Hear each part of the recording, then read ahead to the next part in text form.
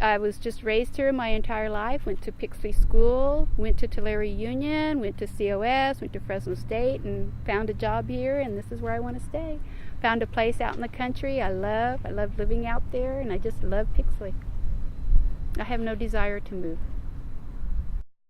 I wasn't really with it from the beginning at how it started out, but once it was established, and then I was approached, hey, do you want to do some gardening? Because they knew I've taken classes and stuff that had to do with gardening and teaching.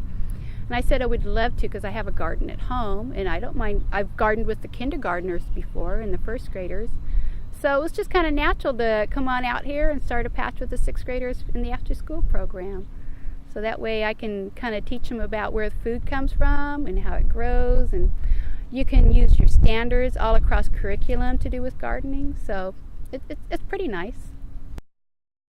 Oh, the kids were just having a ball today. They love seeing the food that's actually coming out of the ground, actually coming off the plant. And they can see that, you know what, it's not always out of the grocery store. And they can see that it's not always perfect either. We were having to go through some of this corn out here that was either too old or it had some fungus. And I just said, hey, throw it in the compost pile. So they're able to see that it's not always perfect like it looks like in the store. Well, you know, I'm not really sure. It's like there's a lot of dairies around here, but unless the kids really can go to the dairy to actually see it in progress and see it working, they're not going to understand where the milk comes from. And yes, there's a lot of grapes out here, but the kids really can't go out into the fields and watch things growing and how it's picked and the care it takes to raise it. And same thing with the almonds. They just don't get to go out and see it and experience it. They can't go out there and actually pick a nut off the tree. So, you know, they're having to learn this way.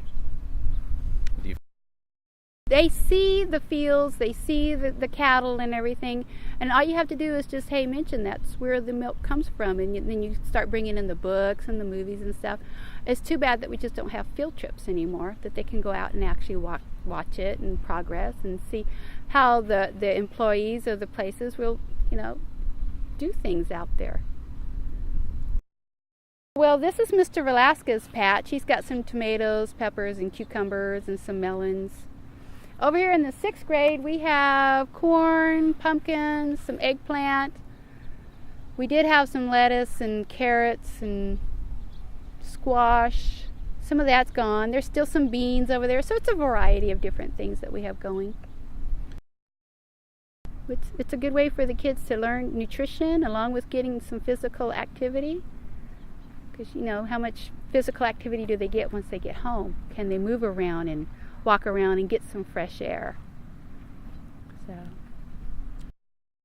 it's kind of hard. It's full of weeds because we're really trying to be organic, so we can't do a lot of spraying and a lot of, you know, throwing in just any kind of chemical fertilize.